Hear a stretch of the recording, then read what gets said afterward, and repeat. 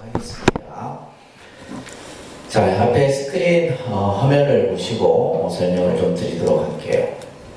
자, 먼저 개라고 하는 것에 대한 그 다음에 이제 우리가 율이라고 하는 또 개념도 있어요. 그래서 우리가 이제 이것을 개율이다라고 이제 이 용어를 두 개를 같이 이제 혼용해서 쓰는데 실은 개와 율이 가지고 있는 의미가 각기 다릅니다.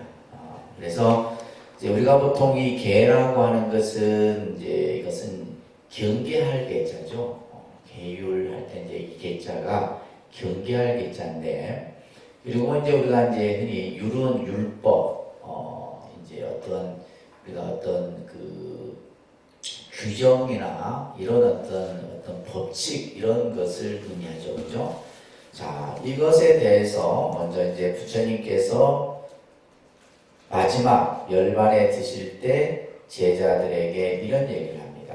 사실은 이제 이것을 설명하기 전에 먼저 이런 이야기가 먼저 전해져요. 이제 부처님께서 열반이 얼마 남지 않자 부처님의 제자인 아난이라고 하는 제자가 부처님이시여, 부처님께서 열반에 드시고 나면 저희들은 누굴 믿고 누굴 의지해서 수행을 하면 되겠습니까? 라고 이렇게 물어요. 그래서 부처님이 열반하시고 나면 누굴 스승으로 삼아서, 그죠? 누굴 의지해서 공부를 해야 하느냐? 이것에 대해서 부처님께서 이렇게 얘기를 하신 거예요.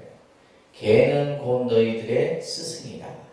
그래서 이계위사라고 하는 말을 하셨는데, 개가 곧 바로 너희들의 스승이다.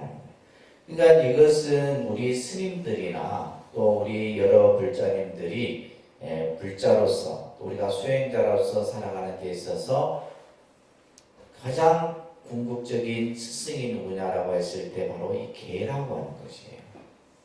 그래서 스님들은 개를 통해서 득도를 하고, 여러분들은 개를 받음으로써 불자가 되고, 우리가 이제 다른 종교들도 이런 어떤 입단 의식들이 있죠, 그죠? 가톨릭 같은 경우도 그렇고 기독교도 그렇고 이제 그 교단에 들어가는 입교 의식이 있단 말이에요. 그러면 이제 불교에서는 이 수계라고 하는 의식이 가장 중요한 의식이에요. 그만큼 이 수계를 우리가 이제 불자들이 아직 그 수계에 대한 중요성 이런 것들의 인식이 좀 부족하죠.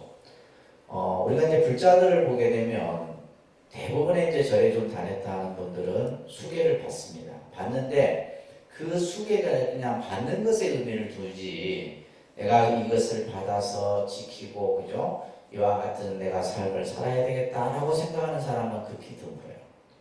근데 반대로 기독교인들이나 다른 종교인들은 그들이 받는 십계명, 그죠? 기독교 같은 경우는 십계명이 있잖아요. 그 십계명을 자기 목숨보다도 소중하게 여깁니다. 이게 이제 중요한 차이점이에요. 그러니까 우리 불자들은 계를 받아도 계에 대한 중요성 인식이 별로 없어.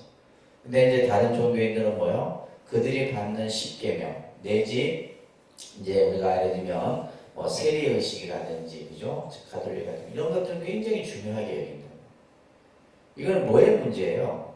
우리 스스로에 대한 문제인 거예요. 이것을 제대로 가르치지 못한 스님들의 일차적인 책임이 있고, 또 그 가르침을 제대로 행하지 않는, 그죠? 우리 불자들에 대한 책임이 있는 거예요.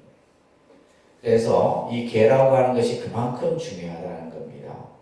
그래서 부처님께서는 계를 가지는 자는 어두운 데서 광명을 만난 것과 같고, 가난한 자가 보배를 만난 것과 같고, 병자가 계명을 얻은 것 같고, 감옥에 갇힌 죄수가 석방함을 받는 것 같다. 만일 내가 이 세상에 더 오래 산다 하더라도 이와 다를 바가 없느니라. 이런 말씀을 하셨어요. 자, 이 말에서 지금 부처님께서 무슨 말을 우리들에게 하고자 하냐면, 우리가 이제 계를 받는다라고 하는 것은 이제 아무래도 어떤 금지적 성격이 강해요. 근데 계라고 하는 것은 금지적 성격이 아닙니다. 나중에 이제 이 계와 율의 의미를 나누어서 설명을 드리면 여러분들이 이해하기가 쉬울 텐데, 이것은 자율적 의지예요. 그러니까 내가 스스로 나쁜 짓은 하지 말아야지 하는 이 마음이 계예요. 예를 들면 우리는 해서는 안 된다라고 그죠? 어떤 교육을 통해서 학습을 통해서 배우는 이것은 아닙니다. 그러니까 예를 들면 단체 생활을 하고 그죠? 할 때 이런 것들은 이제 우리가 율적인 성격이 강하다는 거예요. 그래서 우리가 이제 계를 받는다. 많은 사람들이 계를 받으라 하면 이게 스님 지키지도 못할 건데 제가 왜 그걸 받아야 되느냐 이런 얘기예요. 먼저 지키고 지키지 못할 것에 대한 걱정을 먼저 하죠. 우리 일반 사람들이. 근데 계라고 하는 것은 우리를 억압하고 구속하고 우리 삶을 제한하는 그런 성격이 있는 것이 아니라 우리들을 바로 뭐 한다는 거예요. 지금 이 계를 내가 가짐으로써 어두운 데서 광명을 만나고 가난한 자가 보배를 얻고 병자가 쾌유함을 얻듯이 내 스스로의 삶에 이 계를 받아 지님으로써 삶이 좀 더 행복한 삶을 만들어갈 수 있는 길이 바로 이 계를 가지는 것이다. 그래서 계의 의미를 여러분들이 좀 더 이제 폭넓게 생각하셔야 된다는 거예요. 그래서 계라고 하는 것은 우리의 삶을 편안하게 해줘요. 우리를 구속하는 게 아닙니다. 근데 계의 의미를 자꾸 어떤 구속과 제지, 금지 이런 성격으로 이해해서 그래요. 계 자체는 뭐예요? 우리의 삶을 편안하게 해주고 우리들이 세상을 어떻게 살아가야 하는가 삶의 어떤 방법, 길을 안내하는 스승과 같은 것이 바로 계가 가지고 있는 성격이에요. 그래서 불법의 바다에 들어가면은 믿음을 근본으로 하고 우리가 나고 죽음의 바다를 건너면은 계를 배나 뗏목으로 삼아야 된다. 그래서 우리가 계를 지니고 있어요. 그래서 이제 계를 받음으로써 우리는 뭐냐면 계체가 형성이 된다 그래요. 그러니까 우리가 이제 우리 몸에는 항체가 있듯이 내가 계를 받음으로써 뭐가 형성이 돼요? 계체가 형성이 되는 거예요. 그 계체가 형성이 되게 되면 이제 말 그대로 진정한 불자가 되는 거죠. 그러니까 계를 우리가 예를 들면 절에 뭐 10년, 20년 다녀도 계를 정상적으로 받지 아니하면 그 사람은 불자를 할 수 없는 거예요. 그냥 우리가 우스운 말로 뭐요? 무늬만 불자인 거지. 계체가 형성이 돼야 된다는 거예요. 그죠? 그래서 이러한 경전의 가르침들을 바탕으로 해서 자, 계 인도 말로는 실라라고 하는 어원을 가지고 있습니다. 우리가 한자로는 경계한다 이런 뜻이에요. 그죠? 이 뜻은 뭐냐면 습성, 성질이라는 뜻을 가지고 있어요. 단어 자체가 이제 그 의미하는 것이 이런 뜻이에요. 습성.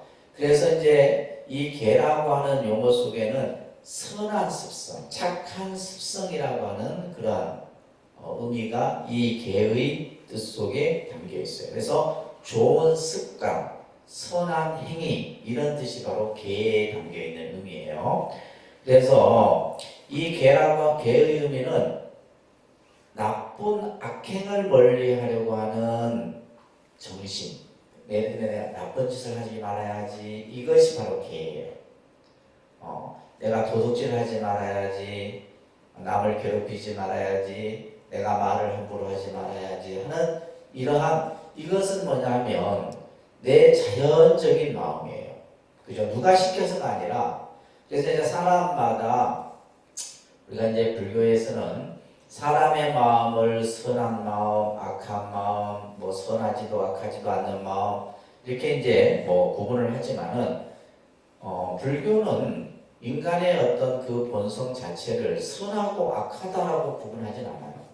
그러니까 이제 중국 철학에서는 인간의 마음이 본래 선하다, 성선설, 성악설 이런 것을 얘기하지만은 불교에서는 인간의 마음은 본래 뭐하다? 청정하다 이런 개념으로 설명해요.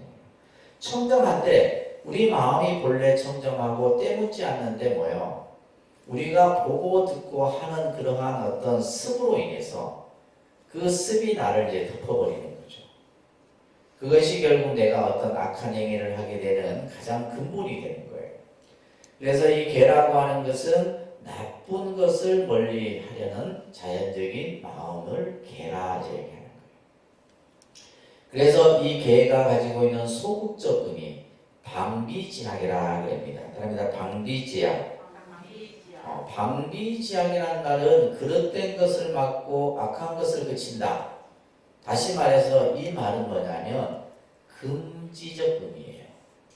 예를 들면 도둑질 하지 마라, 살생하지 마라, 하지 마라, 하지 마라, 하지 마라는 개가 가지고 있는 소극적 의미예요.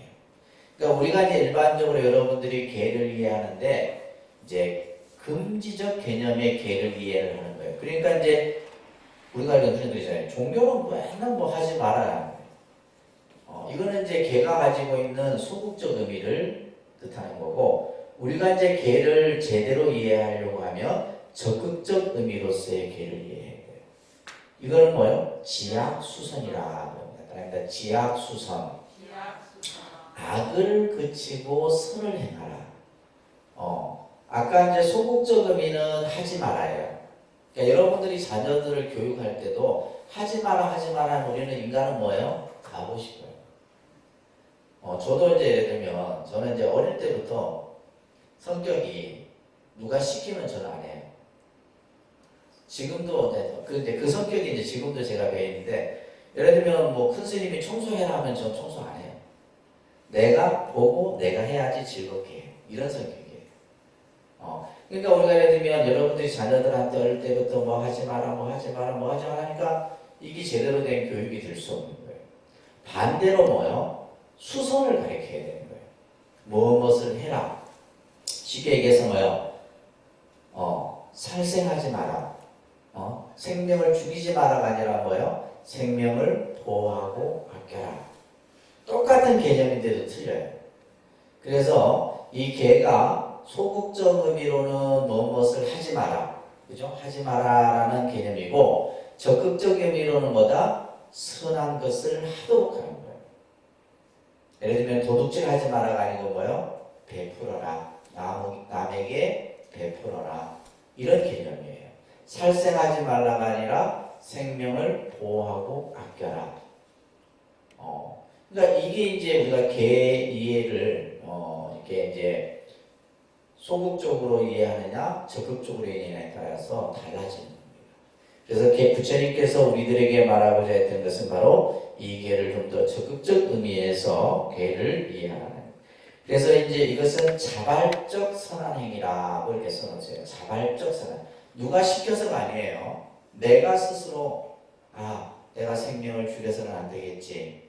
내가 자연을 그죠? 함부로 다른 상대에게 나쁜 말을 해서는 안 되겠지. 이런 스스로의 마음이 일어나는 것이 바로 개다라는 거예요. 이해됐습니까? 반면에 율이라고 하는 것은 비나야라고 하는데 이것은 규범적 의미를 가지고 있어요. 자, 이거는 뭐냐면 강제적이고 타율적이에요. 강제적이고 타율적이다. 아까 이제 개는 뭐예요? 자발적이고 자의적이에요. 이 개념을 정확하게 이해하셔야 됩니다. 아셨죠? 개라고 하는 것은 자율적이고 자의적이에요. 누가 시켜서 하는 게 아니에요. 반면에 율이라고 하는 것은 강제적이고 타율적이에요. 그래서 자, 예를 들면 개를 안 지키면 벌을 받아야 안 받아요? 개를 안 지켜도 벌을 받지 않습니다. 근데 예를 들면 율을 어기면 벌을 받아야 안 받아요? 벌을 받아요. 그래서 개에 대한 어떤 벌칙 조항은 없어요. 이 차이점입니다. 예를 들면 여러분들이 뭐 길 가다가 나도 모르게 개미를 밟아주겠어. 이건 살생을 범한 거잖아. 근데 예를 들면 이 개미 밟아했다고 누가 뭐라 해요? 안 해요? 근데 어떤 벌칙은 없지만은 뭐가 있는 거예요? 벌칙은 없지만은 자기 스스로에 대한 죄책감 내지 이런 것은 남아있는 거예요. 그죠? 이런 부분들이 있다라는 거. 그 다음에 이제 아까 얘기했듯이 이제 이 율이라고 하는 것은 덥죠?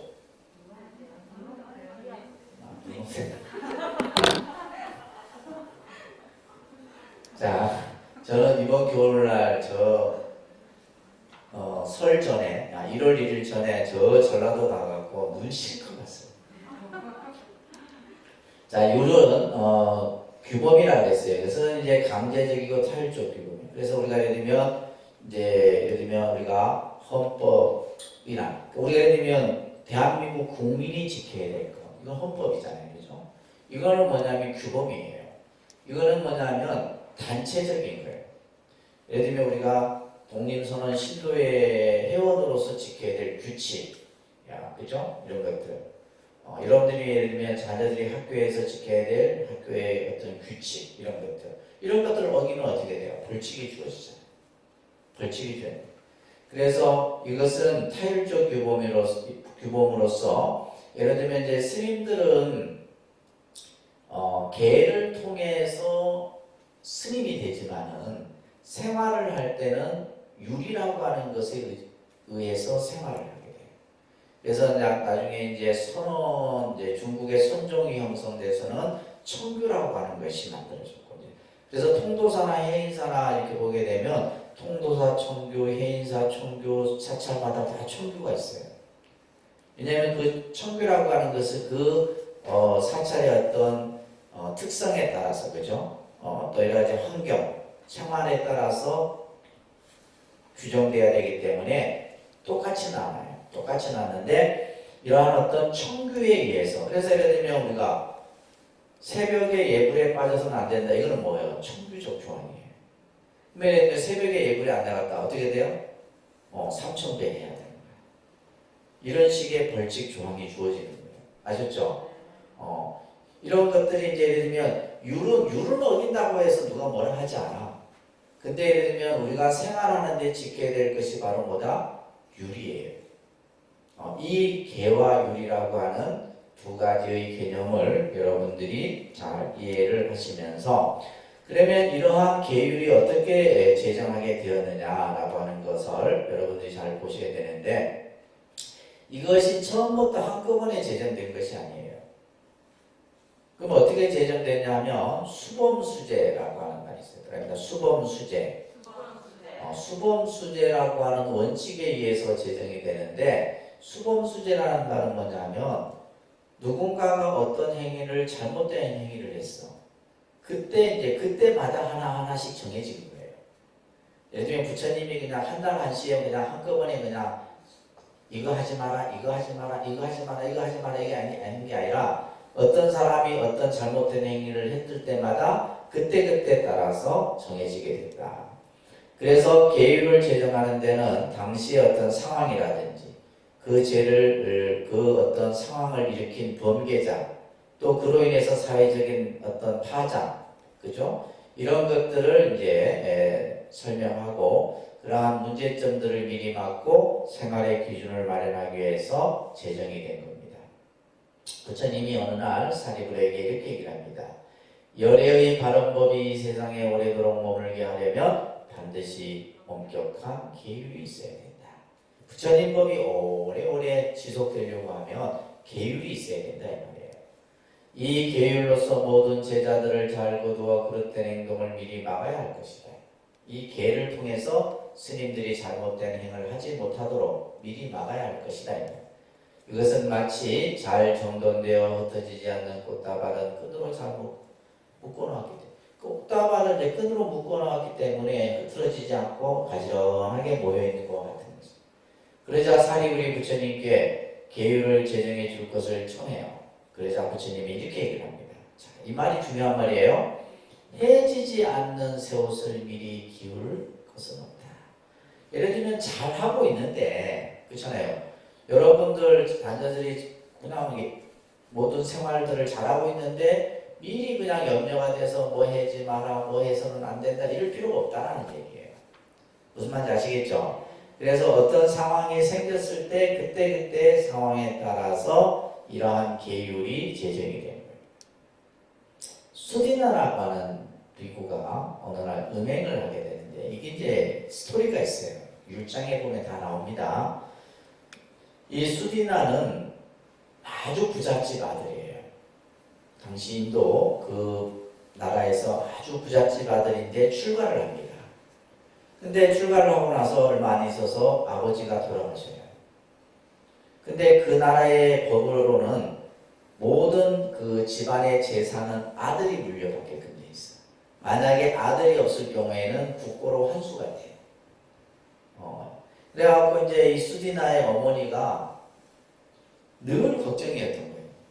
평생 집안 대대로 그죠 만들어 놓은 이 재산이 아들 하나 있는 것은 부처님 제자로 출가를 해버렸고 이제 걱정이 태산인 거예요.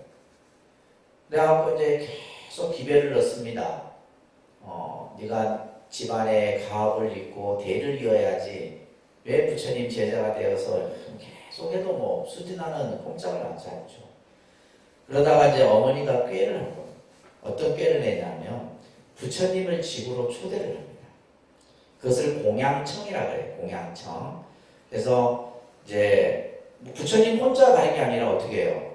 수천 명의 스님들이 그 집에 가서 공양을 받는 거예요. 그러면 이제 부처님을 청하면 뭐예요? 수디나 자신의 아들도 집으로 올 거라는 걸 안 거예요, 어머니가. 그래서 이제 부처님께 몇 월 며칠 날 언제 공양을 모실 것을 딱 청하자 부처님이 허락을 합니다. 그래서 부처님이 제자들하고 수디나의 집에 방문을 해요. 근데 수디나 어머니는 이미 뭐예요? 며느리 감을 준비를 해놨던 거예요. 딴방에다가 따로 이제 방에다가 이제 그리고 아들을 불러다가 정말 아주 애원을 합니다. 이 엄마의 마지막 청을 얘기를 해요. 그래서 수디나는 할 수 없이 어머니의 청을 받아들여요. 그리고 나서 정사로 돌아옵니다. 그리고 나서 수디나가 이제 뭐예요? 예를 들면 이제 늘 뭔가의 어떤 죄책감으로 이렇게 얼굴이 어두운 거예요. 그래서 부처님이 수디나를 불러서 너에게 무슨 일이 있었느냐 이렇게 묻자 수디나가 제가 저희 집에 부처님께서 공양을 하실 때 저희 어머니께서 집안의 대를 잇기 위해서 이제 예를 들면 며느리를 데려다가 이렇게 이제 했습니다 이렇게 하는 거예요. 그러자 이제 그때서 이제 부처님께서 예를 들면 출가한 수행자는 어떠한 경우라도 여인을 가까이 해서는 안 된다. 다른 이성을 가까이 해서는 안 된다. 이게 이제 음행에 대한 율법이 정해지게 된 계기예요. 그러니까 이런 내용들이 이제 율장에 다 있습니다. 그리고 예를 들면 답니다라고 하는 비구가 도둑질을 하고 미가란타라고 하는 비구가 살인을 하고 자 그죠? 우리가 이제 예를 들면 그러니까 부처님 당시 때는 수천 명, 수만 명, 수십만 명의 제자들이 이제 모여들게 돼요. 그 중에는 아주 출신 성분이 뛰어난 사람도 있고, 뭐 예를 들면 사성계급을 불교에서는 인정을 하지 않기 때문에 모든 신분을 관계없이 출가를 한단 말이에요.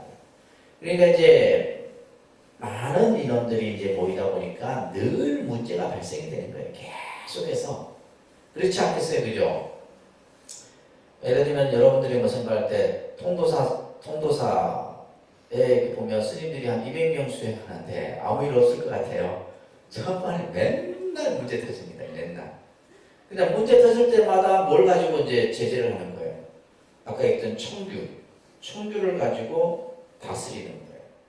예고를 빠지는 자, 공양을 빠지는 자, 싸움을 하는 자, 예를 들면 야방도주 해갖고 무단 외박하는 자 등등 엄청난 문제들이 생기는 거예요. 심지어는 저희들 같은 경우는 아무래도 이제 남자 스님들이다 보니까 서로 폭행도 일어나고 일어나요.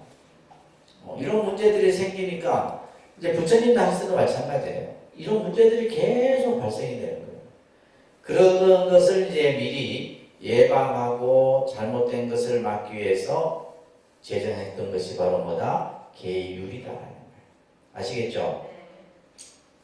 자, 부처님께서는 이러한 계율을 제정하는데 10가지 의미를 가지고서 첫째는 대중을 효과적으로 통솔하는 이게 중요하죠. 수백 명, 수천 명을 딱 이 하나의 어떤 계율로만 딱 정해놓으면 이대로 지켜야 된다 하면 모든 대중이 다 따를 거 아니에요. 그죠? 우리가 군대에 가면 군대법이 있고, 그죠? 군대법보다 더 아주 엄격한 데가 우리 스님들, 사찰에서의 그런 어떤 생활 규칙이라고 하거든요. 굉장히 엄격합니다, 사실은. 거기에서 이제 예를 들면 몇 년 동안 익혀진 사람은 밖에 나와서도 달라요. 다릅니다. 모든 게 달라요. 그래서 저희 스님들 같은 경우는 딱 보면 큰 절에서 생활했는지 아니면 작은 절에서 생활했는지 딱 보면 알아요. 딱 표가 난다 이거예요. 그 다음에 대중의 화합을 위해서 이게 제일 중요한 거예요. 대중 화합을. 그래서 부처님 당시 때도 그랬고 지금도 그랬고 대중의 화합을 깨뜨리는 죄가 가장 무섭습니다. 살생죄보다 더 무서워요. 대중의 화합을 깨뜨려 이간질을 시키거나 분열을 시키거나 이런 죄가 굉장히 엄격한 죄로 들어갑니다. 또 이제 세 번째가 이 계율을 제정함으로써 대중이 편안해. 굳이 말할 게 없어요. 이렇고 저렇고 뭐 잘하니 못하니 말할 것도 없어. 스스로 알아서 뭐예요? 지켜야 되는 거니까. 그러니까 이런 것들은 뭐예요? 대중의 편안함이에요. 그죠? 다스리기 어려운 거친 자를 다스리고. 예를 들면 이제 그 안에는 뭐예요? 깡패도 있었고 사기꾼도 있고 도둑놈도 있고 별별 놈들이 다 있을 거 아니에요. 그런 사람들조차도 이 안에 들어왔을 때는 이런 사람들을 뭐예요? 다스리기 위한 거예요. 이게 계율이에요. 그 다음에 참여하는 자를 편안하게 해주고 믿음이 없는 자에게 믿음을 주고 또 믿음이 있는 자에게는 더욱 믿음을 증정하고 번뇌를 끊게 하고 내세의 악한 과보를 끊게 하고 부처님의 바른 법이 영원토록 하기 위해서 이 10가지 19이라고 하는 이 내용이 굉장히 중요한 내용입니다. 그래서 부처님께서 이 계와 유를 제정했던 이 10가지 의미를 여러분들이 잘 이해를 하셔야 되고 자 이게 또 중요한 거예요. 계율을 여러분들이 계를 받아 지닌다라고 하는 수계의 공덕에 대한 얘기가 나옵니다. 그러니까 이제 불교는 그렇죠. 모든 게 다 공덕의 모습이에요. 여러분들이 경을 읽는 것도 공덕이고 예를 들면 절을 하는 것도 공덕이고 공양을 베푸는 것도 공덕이고 그죠? 그래서 이 수계의 공덕에 대한 얘기가 나오는데 계라고 하는 것은 번뇌를 없애는 청량제와 같다. 계는 뭐와 같다? 번뇌를 없애는 청량제와. 그러니까 여러분들 이제 막 번뇌 끊기 위해서 막 뭐 기도도 하고 뭐 염불도 하고 명상도 하고 참선도 하죠. 그것보다 가장 빠른 것이 바로 뭐야? 수계예요, 수계. 자, 나중에 이제 여러분들이 수계식을 할 때 연비를 합니다. 수계를 할 때 뭘 해요? 연비. 그러니까 연비라고 하는 것은 이제 팔에다가 이제 여러분들은 이제 그 향으로 이렇게 이제 하지만은 저희 스님들 같은 경우 팔뚝에 보면 연비 자국이 있어요. 저는 이제 10개 받을 때 하나 있고 이제 비국에 받을 때 하나 있고 스님들 팔뚝에는 이게 다 있습니다. 그래서 스님이 진짜 스님인지 가짜 스님인지 구별하려면 팔뚝 좀 보여달라. 팔뚝에 연비 자국이 있어요. 그러면 이제 우리가 수계를 할 때 연비의식을 합니다. 이 연비의식이 중요한 의식이에요. 여러분들도 수계할 때 하게 되는데 이 연비를 할 때는 이제 참회. 그래서 수계를 할 때는 참회의식이 들어가요. 왜 그러냐면 여러분들이 다급생내로부터 오늘에 이르기까지 지은 업이 한량이 없다. 그렇지 않겠어요? 그죠? 내 죄업이 한량이 없어. 내가 지은 죄업이. 근데 그 죄업을 먼저 참회를 합니다. 근데 이 따끔함, 예를 들면 스님들 같은 경우는 이제 무명심지를 팔에 이렇게 딱 올려서 이게 타들어가요. 그러니까 탈에 딱 대했을 땐 따끔해. 아프진 않아요. 근데 제가 이제 지금으로부터 한 처음 이제 수계, 삼위계를 받은 지가 30년이 넘었으니까 그때 범어사 항상 그 기억이 오롯이 남아있죠. 그 당시는 한 700명의 스님들이 범어사에 앉아가지고 2주간을 그냥 매일 3,000배씩을 했어요. 그게 이제 3,000배를 못 버티는 사람들은 또 이제 쫓겨나가고 아까 얘기했죠. 시험 봐야죠. 갈마해야죠. 또 이런 과정들을 다 겪어서 마지막에 남은 사람만이 이제 수계를 하게 되는데 그래서 지금도 보면 저희 조계종에서 저희 연도에 수계한 사람이 가장 많아요. 제가 수계했던 그 당시에. 그러면서 이제 수계를 할 때 여러 가지 의식들이 많습니다. 예를 들면 모든 어떤 이런 가사를 읽고 하는 이런 법부터 해서 다 배우게 되는데 수계를 하기 전에 이제 마지막 그 스님이 스님으로서 마지막 하는 절이에요. 스님은 어떤 누구에게도 절을 하지 않습니다. 마지막 절을 해요. 그냥 누구에게 첫 번째 절을 하냐면 나를 낳아주신 부모, 부모에게 하는 마지막 절이에요. 부모에게 마지막 절을 하고 그 다음에 두 번째가 나를 가르쳐준 스승, 스승에게 마지막 절을 하고 지금도 그렇게 합니다. 또 하나는 국가를 위해서. 왜냐하면 국가가 있으니 내가 있는 거잖아요. 그죠?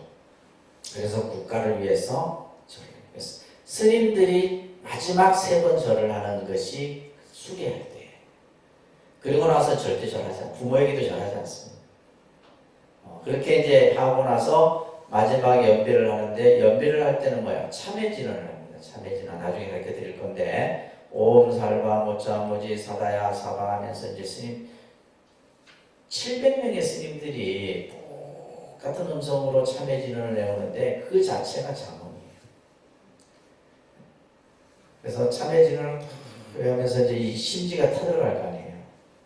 딱 타들어가서 살에 따끔한 그 순간에 정말 내가 다급생대로부터 그 수계를 받기까지 내가 지은 모든 업이 다 소멸되는 그런 느낌으로 이게 수계예요. 그래서 우리가 이제 수계라고 하는 의식이 그만큼 중요한 거예요. 그래서 그러한 수계를 통해서 뭐예요? 내가 번뇌라고 하는 것은 이것은 뭐예요? 내가 살면서 지어왔던 만 가지의 모든 업을 다 말하는 그 업을 깨끗이 밝히는 청량제와 같은 것이 바로 수계다. 또 계라고 하는 것은 법신을 장엄하는 구슬이라는 거예요. 여러분들이 수계를 받음으로써 아까 얘기했죠. 뭐가 형성이 된다? 개체가 형성이 돼요. 개체가 형성이 된다는 것은 여러분의 몸은 육신이 아니에요. 그 수계를 받는 날로부터는 뭐가 되는 거예요? 법신이 되는 거예요. 그러한 그 법신을 장엄하는 구슬이 바로 이 수계의식이고 이 세 번째는 이제 또 중요한 내용이죠. 세간의 모든 고통을 여의고 천상에 오르는 사닥다리와 같다. 수계를 통해서만이 우리가 천상세계 또 해탈열반세계에 오를 수 있다는 거예요. 그리고 네 번째 계라고 하는 것은 앉아서 받고 그렇죠? 그때도 그랬어요.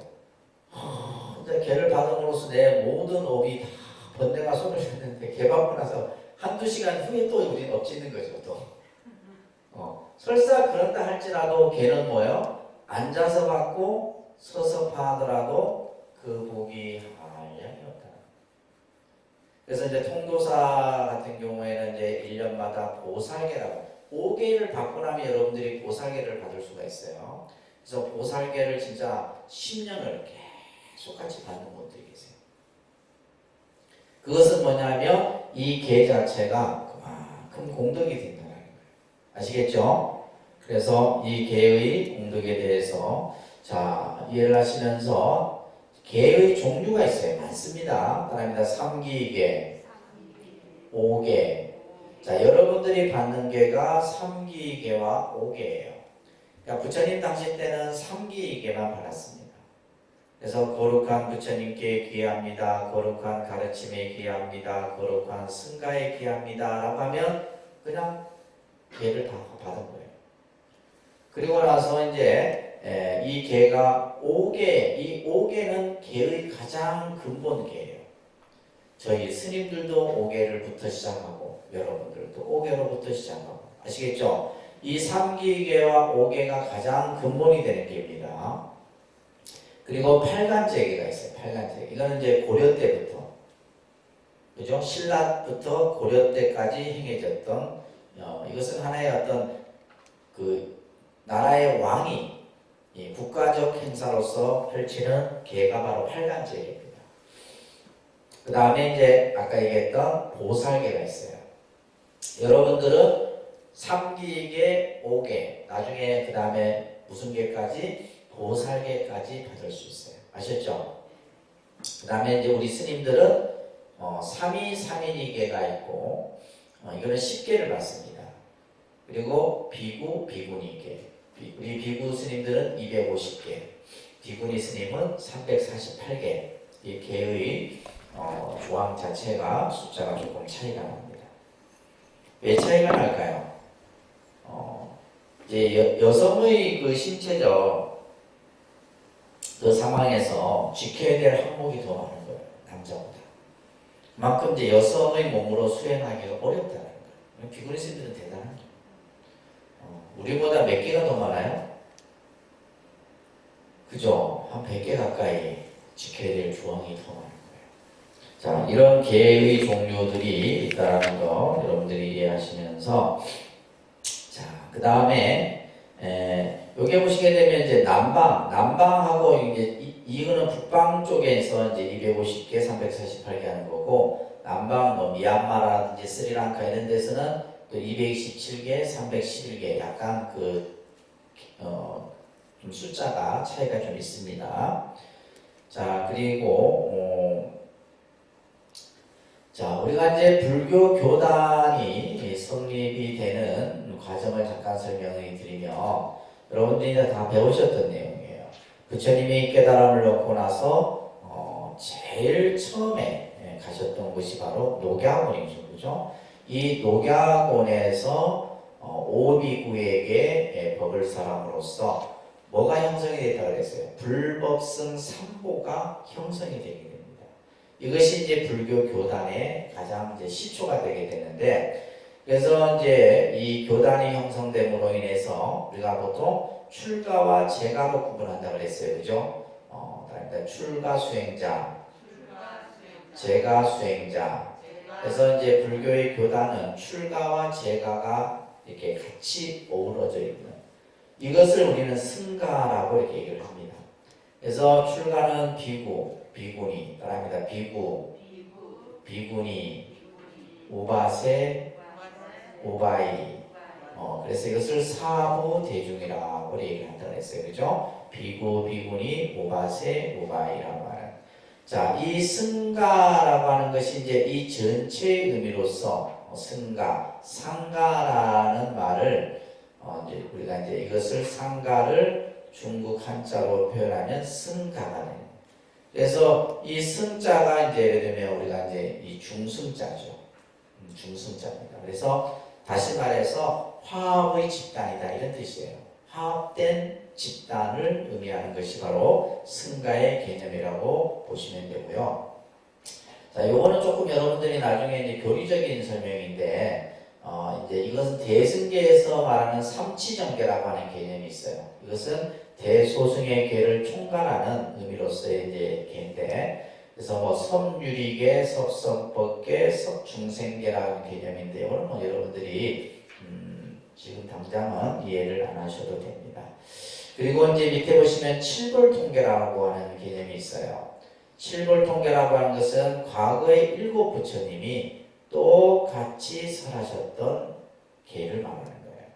따라합니다. 제약막작, 중선봉행, 자정기의, 시제불교. 우리가 이제 이 사구를 우리가 흔히 불교를 정의할 때도 이 의미를 설명합니다. 우리가 예를 들면 모든 악을 짓지 말아라. 모든 악을 짓지 말아라. 그죠? 제약막자. 그 다음에 중선봉행이다. 모든 선을 행하라. 그죠? 우리가 이제 종교가 가지고 있는 가장 근본이 악을 짓지 말고 선을 행하는 거예요. 이게 이제 기본적인 종교적 개념이라 한다면, 불교는 이제 좀 더 나아가서 자정기의 스스로 그 마음을 깨끗이 해라. 마음을 깨끗이 해라. 마음을 닦아라 이런 얘기죠. 그죠? 스스로 그 마음을 깨끗이 하는 것, 이것이 바로 뭐다? 부처님의 가르침이다. 이것을 이제 과거의 7 부처님이 똑같이 설했던 내용이다라고 여러분들이 이해를 하시면 되며, 자, 삼기계입니다. 그러니까 거룩한 부처님께 귀의합니다. 자, 거룩한 부처님께 귀의합니다. 이게 이제 첫 번째, 그죠? 우리가 부처님에 대한 귀의를 이제 맹세 다짐하는 거죠. 두 번째는 거룩한 가르침에 귀의합니다. 그 다음에 거룩한 승가에 귀합니다. 자, 우리 불교는 이것을 우리가 흔히 이제 이것을 삼귀이라고도 하고 이것을 계를 붙여서 이거는 뭐 하는 거예요? 내가 스스로 그죠? 거룩한 부처님께 귀하고 거룩한 가르침에 귀하고 거룩한 승가에 귀합니다. 이것이 이제 우리가 흔히 불교에서의 가장 근본 믿음이에요. 아시겠죠? 다른 종교는 성부, 성자, 성신의 이름으로 이렇게 항상 그들은 성부, 성자, 성신이라는 세 가지를 가장 중요하게 여기는데 불교도 마찬가지예요. 부처님과 부처님의 가르침과 승가라고 하는 이 세 가지. 근데 이 개념이 없단 말이에요. 우리 불자들이. 문제는 이게 가장 중요한 거예요. 예를 들면 여러분들에게 절에 다니시는데 무엇을 믿습니까? 라고 하면 100이면 100이 저는 부처님 믿습니다. 그러니까 그거는 뭐야? 3분의 1만 답이에요. 나는 부처님과 부처님의 가르침과 승가를 믿습니다. 이렇게 얘기해야 돼요. 아시겠죠? 그렇게 표현할 줄 알아야 돼요. 하도 우리 불자들은 꿀먹은 벙어리들만 다 모여 있어갖고 말을 못해, 말을. 말하는 훈련을 좀 배워야 돼. 자, 이제 오늘 이제 배우는 제일 중요한 내용이에요. 5개. 여러분들이 이제 3기계를 받고 5개를 받는데, 자, 첫 번째가 아닙니다. 불살생계입니다. 아닙니다. 불살생계. 자, 이 모든 우리 종교마다 이런 어떤 지켜야 될 조항이 있죠. 아까 기독교는 10계명이 있어요. 10계명의 제1계명이 뭔지 아세요? 나 위에는 어떠한 신에게도 절하지 말라. 이 사람들은 왜냐면 제1계가 중요한 거예요. 왜 제1계가 불살생계가 나오는가가 여러분들이 이해를 잘 하셔야 돼요. 그래서 이제 예를 들면 우리가 이제 서양 종교 같은 경우는 제1계가 10계명 제1계가 나 위에 어떠한 다른 신에게도 절하지 말아요. 그러니까 그죠? 그 사람들은 그걸 철저하게 지키잖아요. 자기 목숨보다도 지킨다고요. 근데 이제 그러면 불교는 왜 이 불살생계라고 하는 계를 지금 제1계로 부처님께서 제정해 주신다면 불교가 가지고 있는 가장 그 종교적 근본 이념이 뭐냐면 생명이 생명. 생명에 대한 개념입니다. 그 생명인데 그 생명에 대해서 어떻게 관점을 보고 있느냐? 일체 모든 생명은 뭐예요? 평등하고 공존, 공생한다라고 하는 가치를 가지고 있어요.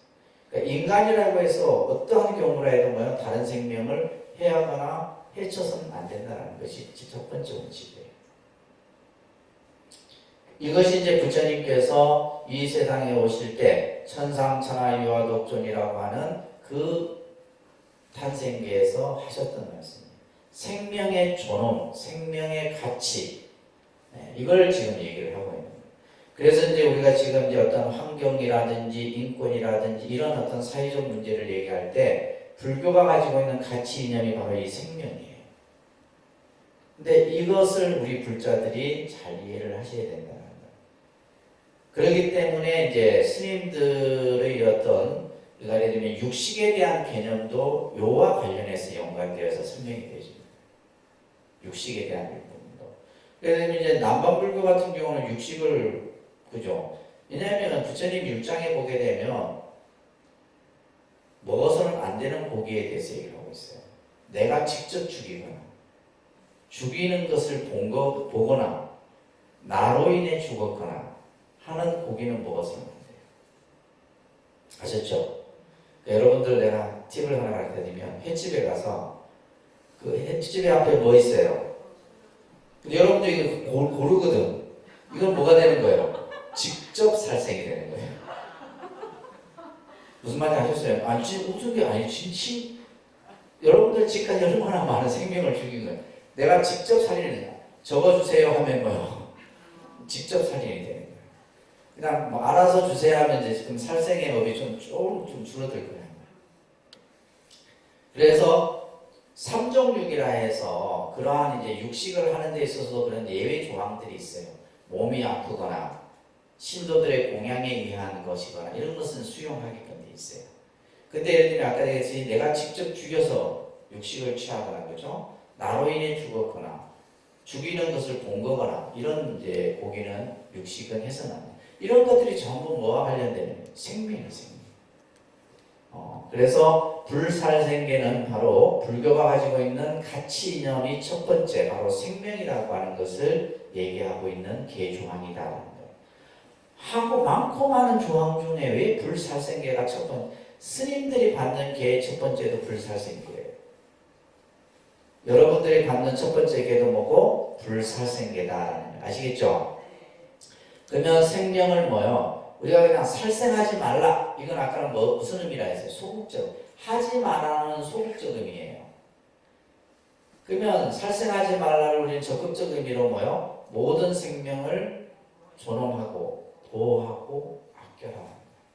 그래서 불교에서 중요하게 여기는 의식이 있죠. 정초에 뭘 해요? 방생을 해요. 살아있는 죽어가는 생명을 살리는. 그래서 방생의식이 그래서 이제 쉽게 얘기해서 명이 짧은 경우 있죠. 이런 사주를 간혹 보면 이 사람 명이 짧다면 왜 명이 짧다면 결국 살생을 많이 했기 때문에 일찍 죽거나 요절하는 사람들은 살생의 업이 강하기 때문에 맞습니다. 그래서 요즘에 이제 뭐 취미로 낚시하는 남편 중에 낚시를 취미 삼아 하는 분들 있죠. 가오 받습니다. 가오 받아요.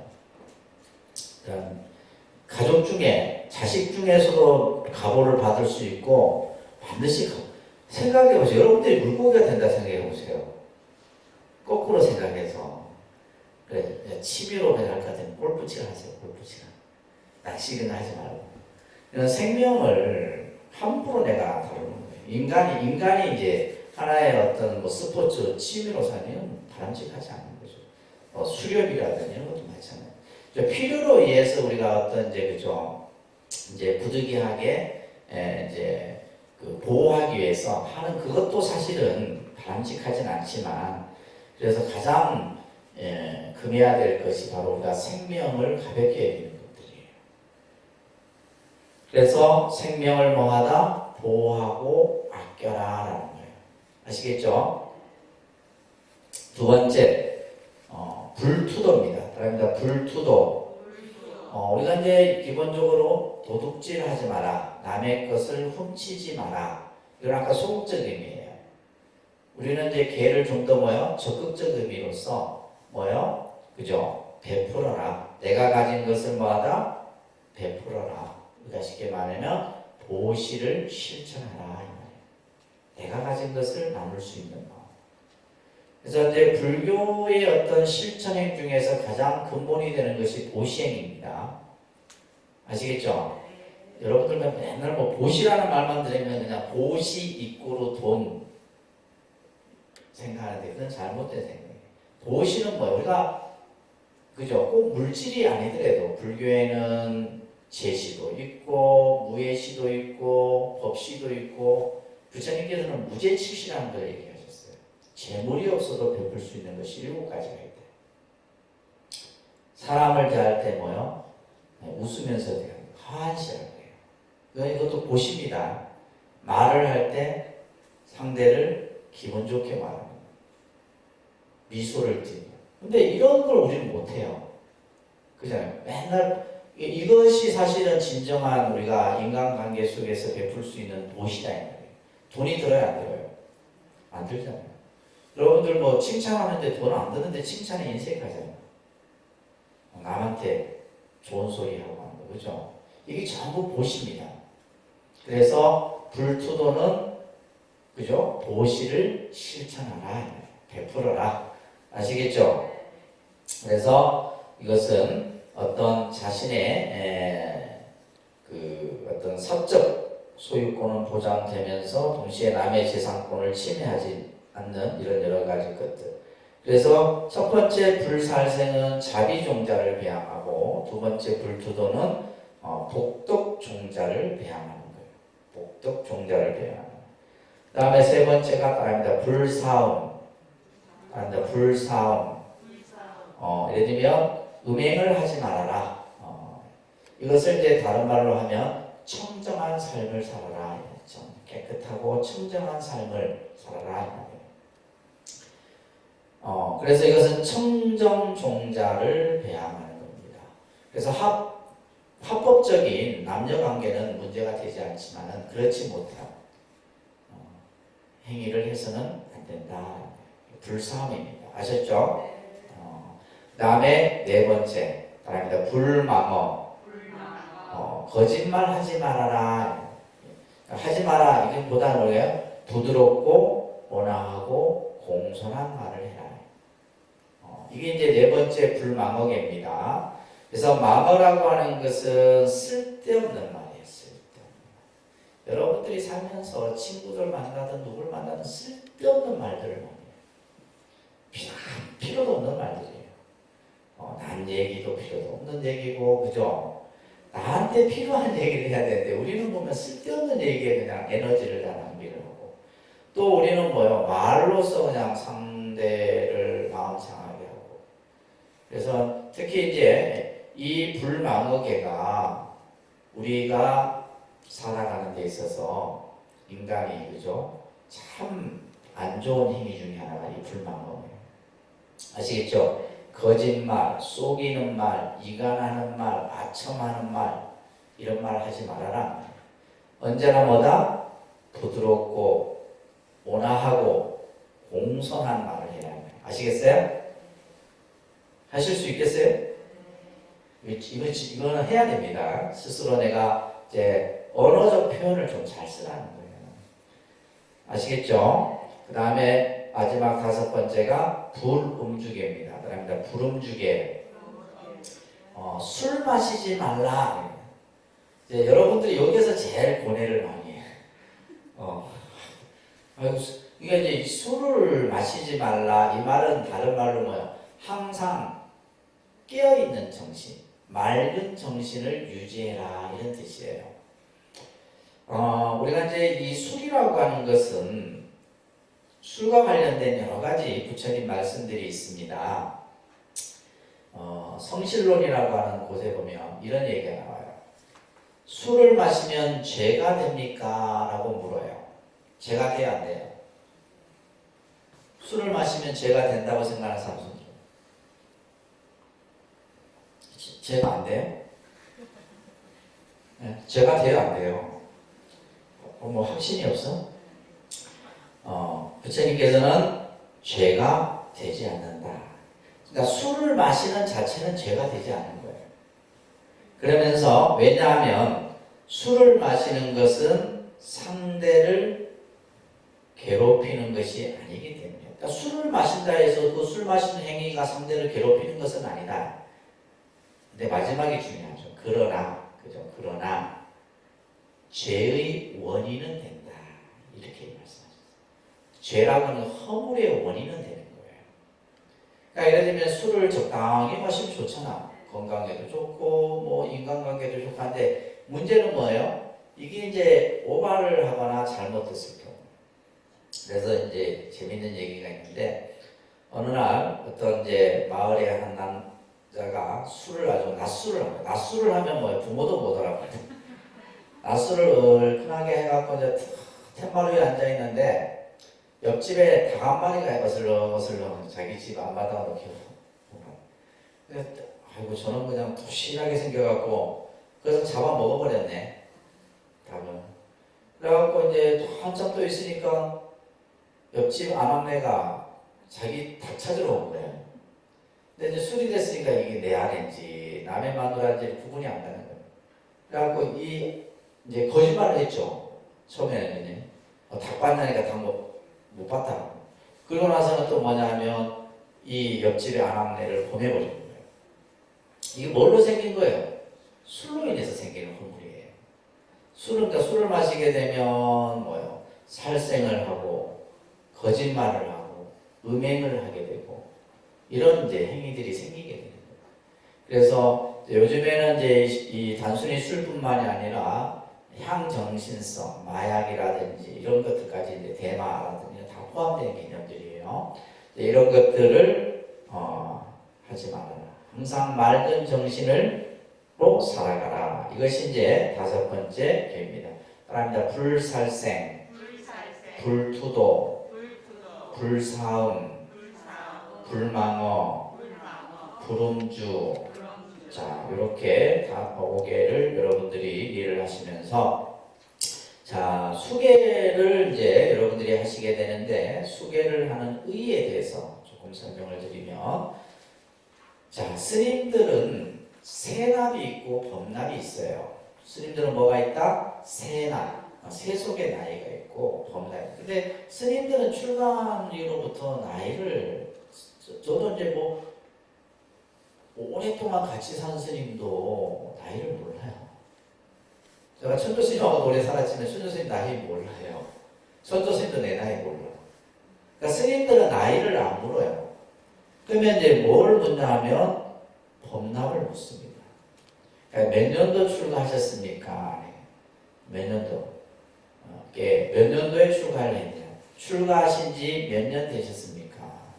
요즘 이제 또 달라졌어요. 요즘 이제 스님들은, 저희는 이제 출가한 지가 좀 오래됐으니까 그렇게 묻는데, 요즘 스님들은 행자 몇 기입니까? 무슨 해병대 몇 기처럼 그렇게 물어요. 기수가 있어요. 행자 1기, 2기, 3기, 4기 해고 뭐 10몇 기, 30몇 기 쭉 기수가 있는데 해병대 기수처럼 있습니다. 그래서 행자 몇 기 이렇게 얘기를 해요. 근데 이제 일반적으로 스님들은 몇 년 출가하신 지 몇 년 되셨습니까? 법납이 몇 년이십니까? 이렇게 물어요.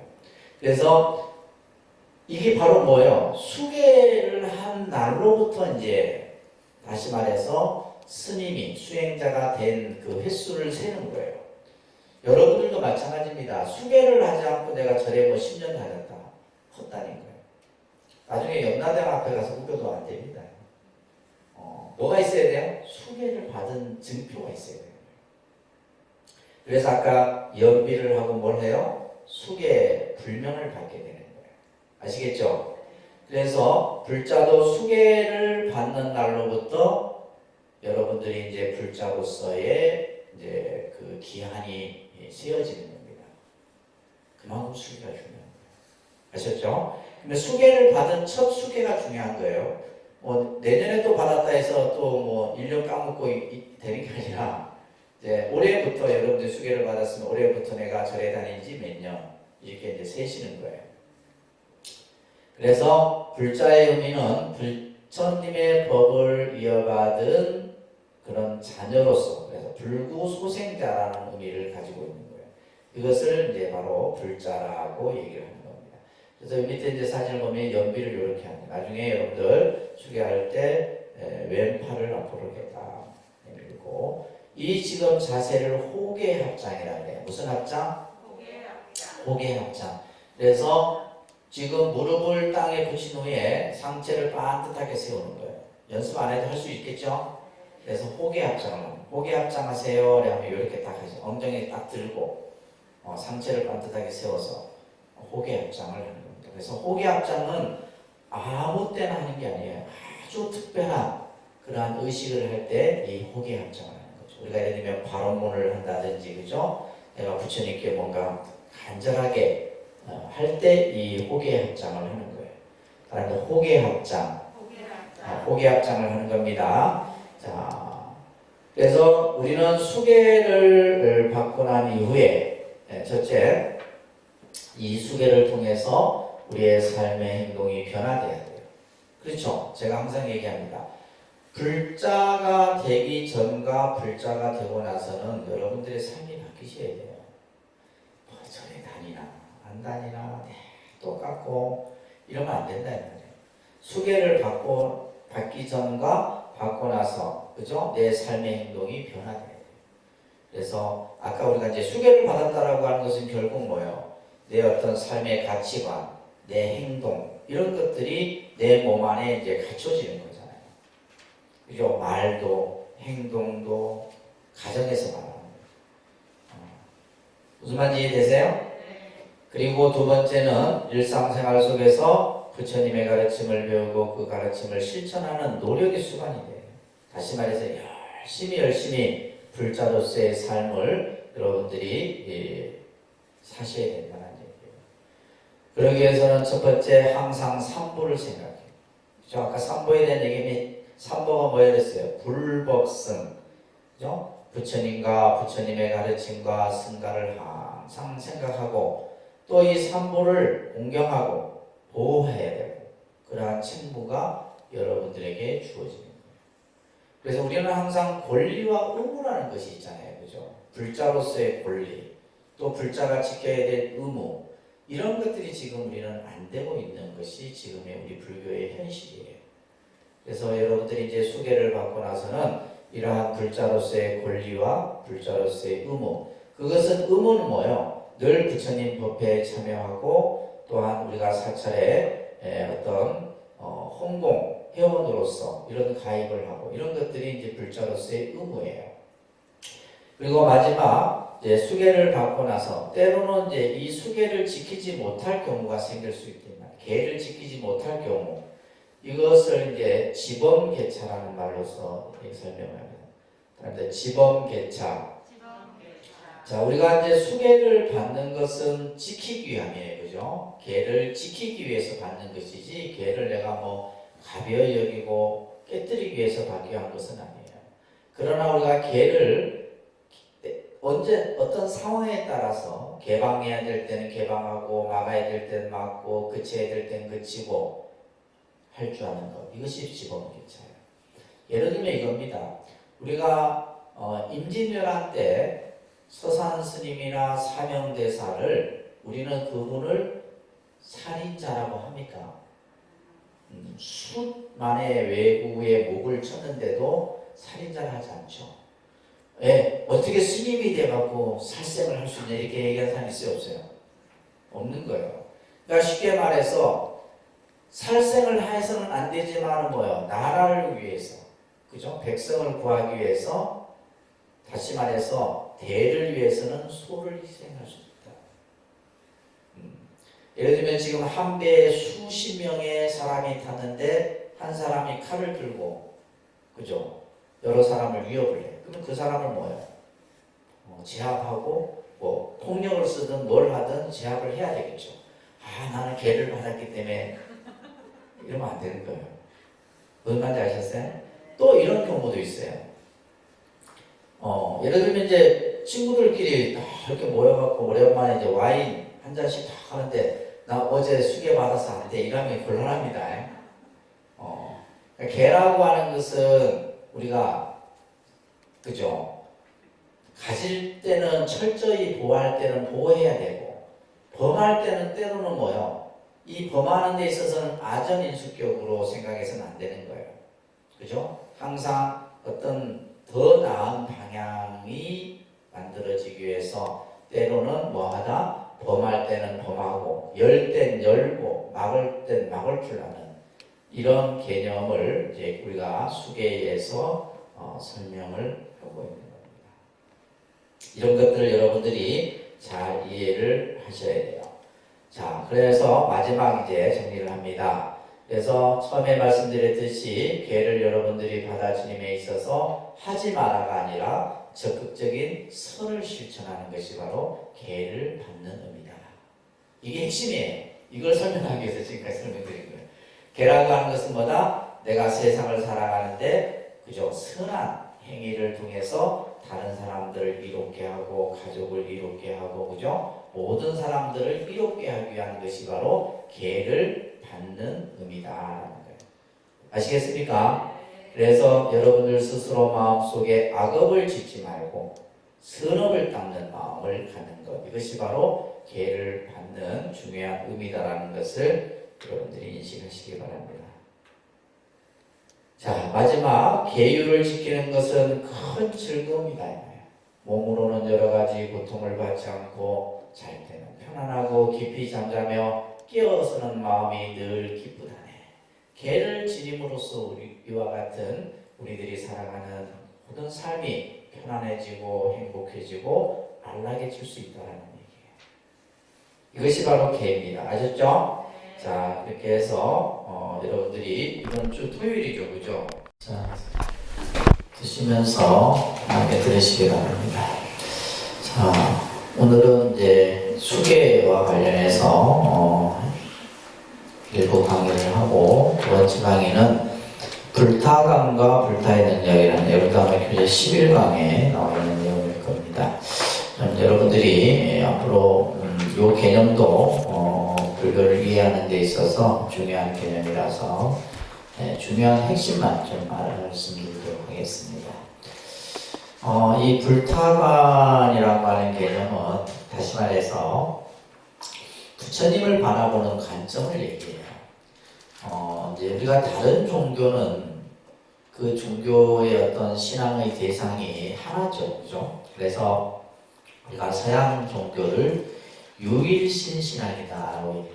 오직 하나의 신만을 얘기해요. 어떤 종교든지.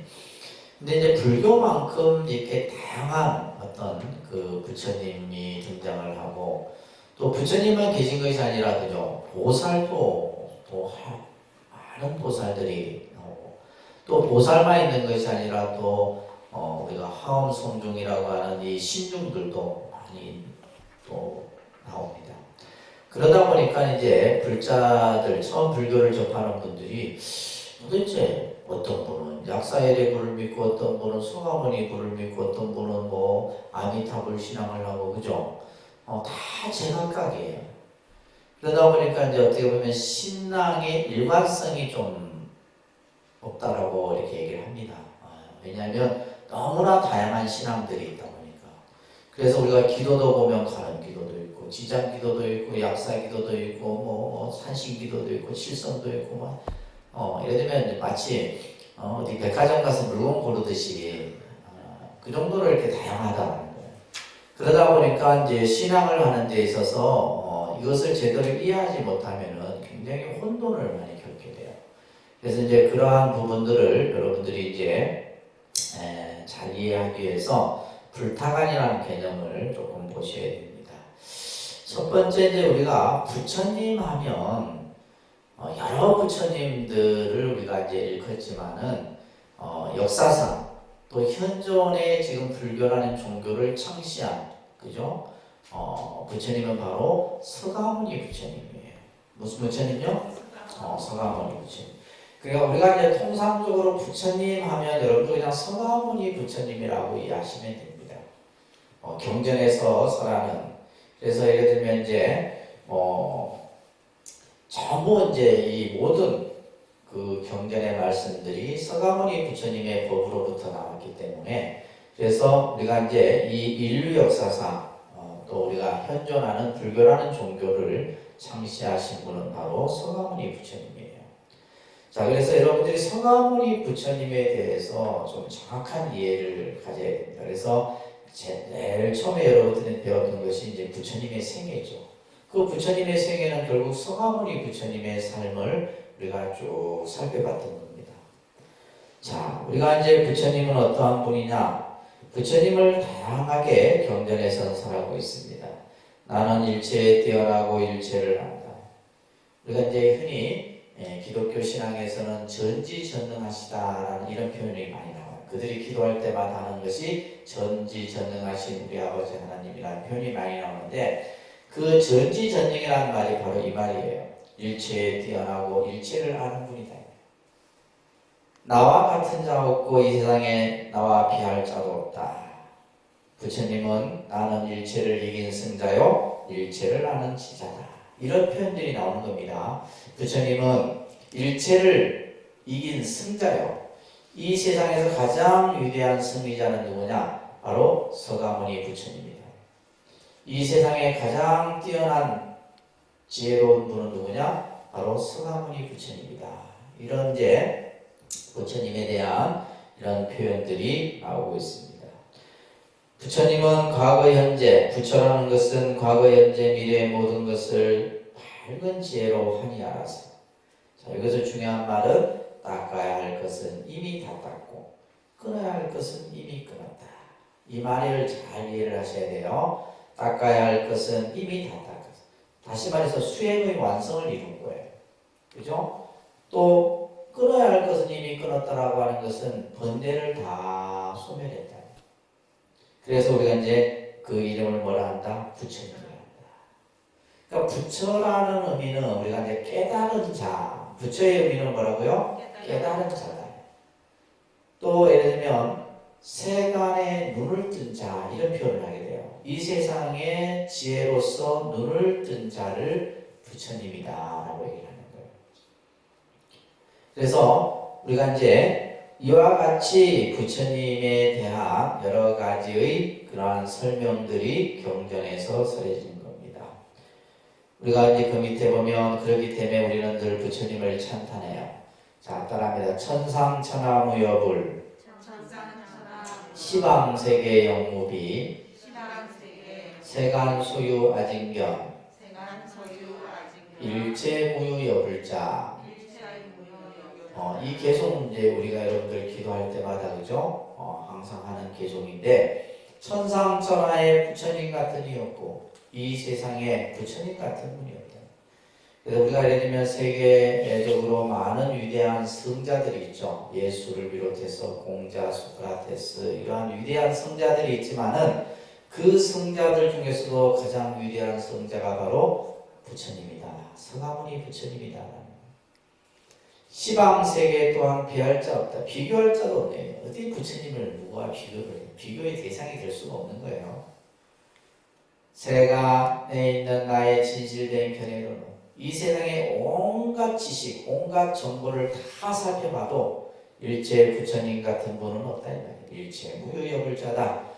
이와 같이 이제 부처님을 우리는 늘 찬탄합니다.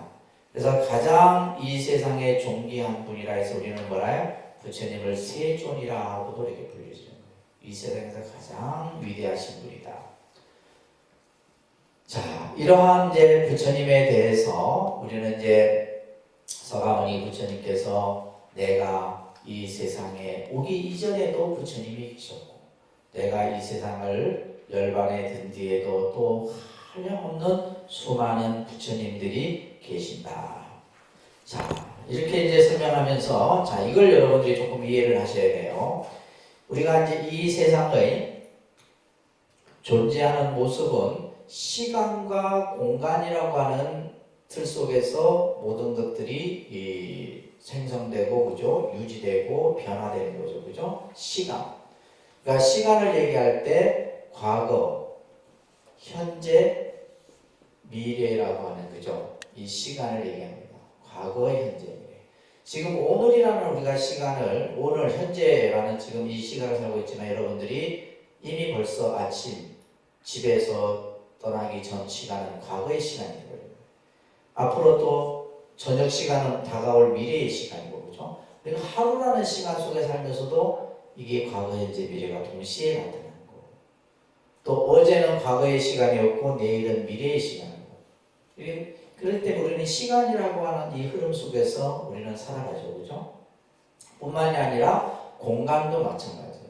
우리가 흔히 동서남북이라고 하는 네 방위를 중심으로 해서 설명을 합니다. 거기에다가 또 중앙을 하게 되면 오방이 되고 또 오방을 좀 더 세분화하게 되면 시방이라고 하는 개념이 형성이 돼요. 그래서 공간으로는 따릅니다. 시방, 시간으로는 삼세. 그래서 우리가 예불 할 때마다 시방 삼세, 시방 삼세 하죠. 이 시방 삼세가 바로 시간과 공간을 다 통틀어서 얘기하는 거예요. 자, 우리가 이제 과거에도 부처님이 계셨어요. 현재의 부처님은 누구예요? 서가모니 부처님입니다. 현재불은 누구예요? 서가모니 부처님이 현재불이에요. 앞으로 56억 7천만 년이 지나서 오실 부처님이 바로 미래불인 미래불이에요. 자, 이런 식으로도 이제 시간적으로도 과거에 부처님이 계셨고 현재불도 있고 미래불도 있고 시간적으로 그죠? 이렇게 많은 부처님이 설명이 되어져요. 그리고 공간적으로도 동쪽에도 부처님이 계시고 서쪽에도 부처님이 계시고 남쪽에도 계시고 북쪽에도 계시고 중앙에도 계시고 일체 모든 공간적으로도 부처님이 계시는 거예요. 이것을 이제 우리가 이제 시방삼세 일체불이라고 하는데 자, 그러면 우리가 경전상에서 보면 얼마나 많은 부처님이 등장하는가 하면 여러분들 신행집 다 갖고 계시죠? 신행집 한번 펴보시면 저 어디를 보냐면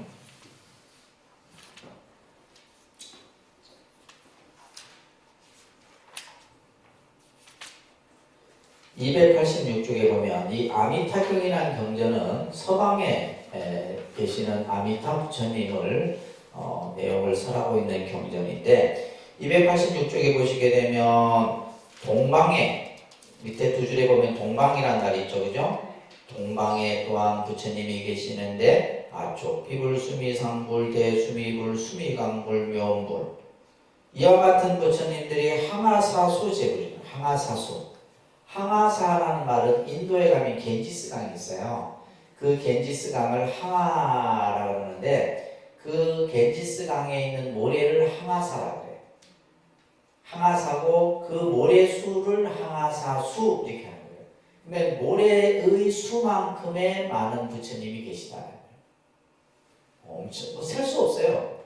셀 수 없을 만큼의 많은 부처님들이 또한 계시고 밑에 보시게 되면 남방세계 나오죠, 그죠? 남방세계에 부처님이 계시는데 일월등불, 명문강불. 저 287쪽에 넘겨보면 서방의 세계에도 무량수불, 무량상불, 무량강불, 대광불. 그 다음에 288쪽에 보면 이제 여기는 뭐 상방, 북방, 이제 육방을 지금 여기서 얘기를 하고 있는데 이런 각각의 방위마다 셀 수 없을 만큼의 많은 부처님이 계시다. 이게 이제 대승불교에서 말하는 다신불의 개념이에요. 부처님이 한 불이 아니라 뭐요? 셀 수 없을 만큼의 많은 부처님. 이것을 이제 항아사수 제불 이렇게 얘기하는 거예요. 아셨죠?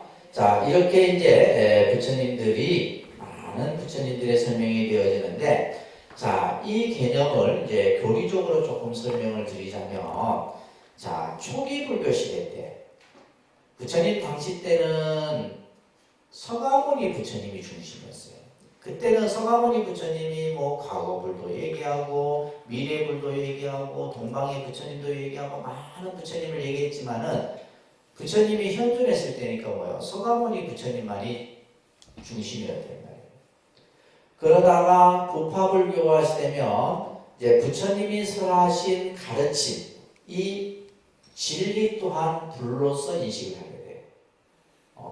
그래서 이제 이 서가모니불 중심에서 부파불교에서는 이제 두 개념으로 나타나다가 대승불교에 들어오게 되면 이신불설이 이제 성립이 되게 되는 거예요. 이신불설. 그래서 예를 들면 이제 여기서는 법신과 색신이라고 하는 그래서 법신은 이제 시간과 공간을 초월한 초인적인 불타의 모습으로서의 부처님을 나타내는 거예요. 이것을 법신이라고 해요. 법신. 그리고 이제 색신의 모습으로 이제 서가모니 부처님을 이제 색신으로서 설명해요. 그래서 이 신물이 형태가 됐다가 대승중기 시대가 되면 AD 7세기 이후가 되게 되면 이제 불교에서의 부처님의 바라보는 관점이 삼신불의 개념으로 만들어지게 돼요. 삼신불. 그래서 지금 이제 여러분들이 이 부처님에 대해서 어떻게 이해를 해야 되냐면 삼신불의 개념을 가지고 이해를 하셔야 돼요. 아셨죠? 그러니까 법신, 보신, 화신. 그래서 우리가 이제 법신 부처님을 청정법신 비로자나불 이렇게 표현해요. 그러니까 청정법신 비로자나불. 그렇죠. 따라하는 것도 힘들다, 그죠? 그러니까 청정법신 비로자나불. 원망보신 노사나불. 천백억 화신 서가모니불. 그래서 비로자나불, 노사나불, 서가모니불을 삼신불의 개념으로 설명하는 거예요. 그래서 지금 우리 독림선언은 3층에는 본전불이 누구냐? 비로자나불이에요. 법신불인 비로자나불을 가운데 딱 이렇게 가운데 있는 부처님을 본전불이라고 해요. 본전불이라고 그러고 지금 2층에는 우리가 이제 서가모니 부처님을 본전불로 모시고 그래서 2층에 성화문이 부처님이 계셔서 제가 이제 3층에는 대법당에는 비로자나 부처님으로 이렇게. 그래서 비로자나 부처님은 법신불일로서 이 법신불은 깨달음, 부처님의 깨달음 그 진리 그 자체를 불로서 보는 거예요. 그래서 이제 통도사나 해인사나 이런 사찰에 가게 되면 대광명절, 비로절 이런 정각들이 있는데 이런 정각에는 바로 이 비로자나 부처님이 모셔져 있는 거예요. 그 다음에 보시는 수행을 통해서 원을 성취하여 공덕의 밥으로서 깨달음을 얻은 부처님인데 노사나 부처님은 여러분들이 잘 이렇게 신앙적으로 이렇게 그죠? 볼 수 없었던 불상의 모습인데 아미타불, 약사열애불 이런 부처님들도 다 보신 분이에요. 약사열애불이나 아미타불이나 이런 부처님들은 전부 보신 분이에요. 왜냐하면 원을 세워서 그 원력을 통해서 깨달음을 얻은 부처님들이기 때문에 그래요. 그리고 이제 화신불은 중생의 모습으로 우리 곁으로 오신 서가모니 부처님을 화신불이라고 해요. 자, 그래서 이제 이 법신, 보신, 화신의 개념을 여러분들이 잘 이해를 하셔야 됩니다. 그래서 이제 부처님을 보는 관점이 자, 그런데 일신불에서 이신불로, 이신불에서 삼신불로 이렇게 이제 부처님을 보는 관점이 변한 거예요. 일신불에서 이신불로, 이신불에서 삼신불로. 자, 그러면 이 삼신불의 개념을 가지고 여러분들이 어떻게 이해를 하셔야 되냐면 자, 이거예요. 그림을 그린다면 이렇게 그릴 수가 있어요. 이렇게 그려서 이런 모습으로. 자, 가장 핵심이 되는 부처님은 누구겠어요? 법신이겠죠. 가장 핵심이 되는 부처님은 누구? 법신이에요. 이 법신불이 바로 부처님의 깨달음 그 자체를 불러보는 법신불이다 이 말이에요. 그리고 보신불이에요. 그 다음에 이제 보신불이고, 그 다음에 화신이에요. 화신불은 아까 우리 서가모니 부처님을 1100억 화신 이렇게 했죠. 서가모니를 뭐라 표현했어요? 1100억 화신이라는 말은 몸을 변화했다 이런 뜻이에요. 그러니까 예를 들면 서가모니 부처님은 한 분이 아니에요. 1100억의 몸으로 변합니다. 그러니까 우리가 예를 들면 이제 여러분들 절에 다니는 분들이 간혹 천불명호, 만불명호집이라는 게 있어요. 부처님 명호가 천불도 나오고 만불도 나오고 그걸 가지고 이제 천불 부처님을 한 분씩 할 때마다 1000배를 절을 하기도 하고 만불명호를 가지고 만배를 하기도 하고 기도 수행을 할 때를 합니다. 그래서 그게 이제 나오는 부처님들이 이제 천불명호가 나오고 만불명호가 나오는데 그 부처님들이 다 누구예요? 다 서가모니 부처님. 이 서가모니 부처님의 근본 당체는 누구예요? 비로자나 부처님이에요. 자, 이 말은 뭐냐면 법신이 화신이고 화신이 법신이다 이 말이에요. 화신과 법신이 따로 아니에요. 자, 이 말은 뭐냐면 화신의 개념을 여러분들이 잘 이해를 하셔야 되는데 여러분들은 비록 그죠? 이 암흑의 김암흑의 이름을 가지고 나라고 얘기해요. 그러면 난데 나는 나지만은 뭐예요? 아버지이기도 하고 남편이기도 하고 아내이기도 하고 딸이기도 하고 지금 뭐예요? 하나의 몸이지만은 그 상대에 따라서 내 몸은 다양하게 보여지는 거예요. 그렇지 않겠어요? 그렇잖아요. 예를 들면 여러분들이 절에 왔을 때는 여러분들을 볼 때 도반으로서 보는 거고 여러분들이 집에 갔을 때는 어머니로 보고 남편한테는 아내로 보일 거고 또 예를 들면 친정에 가면 딸일 거고 그래서 하나의 몸인데 여러 개의 몸이지만 그 몸이 각기 다른 게 아니잖아요. 결국 하나인 거예요. 이렇게 다양하게 나투지만은 그 몸 자체는 뭐다? 본래 하나인 것이다. 그러니까 불교에서 예를 들면 우리가 서가모니 부처님께 기도를 하든 약사에게 부처님께 기도하든 누구에게 기도하든 간에 결국 뭐요? 하나의 법신 기도하는 것이고 절하는 것이고. 그러니까 예를 들면 이제 제일 우리가 이제 경계해야 될 것이 뭐냐면 스님들이 사실 문제예요. 이 개념들을 공부를 안 하다 보니까 뭐가 뭐보다 낫다 이런 말은 적합하지 않은 거예요. 무슨 말인지 아시겠어요? 예를 들면 이제 방편에 따라서 이제 다양하게 이제 방편의 개념으로 이제 설명을 가능하겠지만은 예를 들면 약살의 부처님보다는 아미타 부처님보다 이런 것은 맞다. 왜냐하면 그 두 아미타 부처님이나 약살의 부처님이나 서로 다른 게 아니에요. 다른 몸이 아니라 당시 중생의 모습으로 법신으로 보신으로 화신으로 나툰 것뿐이지. 그러니까 결국은 뭐다? 불교 또한 근본적으로 보면 하나의 법신에서 모든 것이 다 나눠지는 거예요. 이것을 삼신일체 사상이라고 합니다. 그러니까 삼신일체 사상. 또 다른 말로는 삼불원융 사상이라고 해요. 그러니까 삼불원융 사상. 그래서 여러분들이 사찰에 와서 여러 부처님을 볼 때, 그죠? 예를 들면 그것을 차별적으로 본다거나 우열을 통해서 뭐 구분한다거나 이렇게 할 필요가 없는 거예요. 다 똑같아. 성화모니 부처님께 가서 기도하든 비로자나 부처님께 기도하든 약사일의 부처님께 기도하든 다 똑같은 거예요.